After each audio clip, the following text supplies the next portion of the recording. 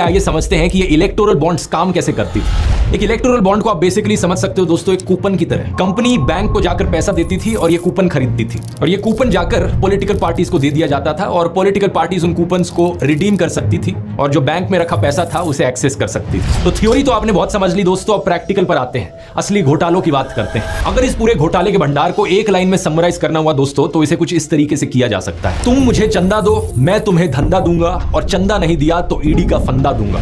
इन सभी घोटालों में 3 एंटिटीज इन्वॉल्व हैं। पहला पॉलिटिकल पार्टी जो सत्ता में है, दूसरा बड़ी बड़ी कंपनियां, और तीसरा आम जनता। इन तीनों के नीचे एक बक्सा रख देते हैं। पॉलिटिकल पार्टी के नीचे जो बक्सा रखा है वो चंदे का डिब्बा है, कंपनी के नीचे जो डब्बा है वो कंपनी के पैसे का डब्बा है, और तीसरा पब्लिक के नीचे जो डब्बा है जनता के पैसे का डब्बा है। अब सोचो, अगर सरकार जनता के डब्बे से पैसे निकालकर कंपनी के डब्बे में डाल दे, और रिटर्न में कंपनी अपने डब्बे से पैसे निकालकर पार्टी के डब्बे में डाल दे इलेक्टोरल बॉन्ड्स के जरिए, क्या आप इसे एक स्कैम कहोगे या नहीं कहोगे? ऑब्वियसली एक घोटाला है।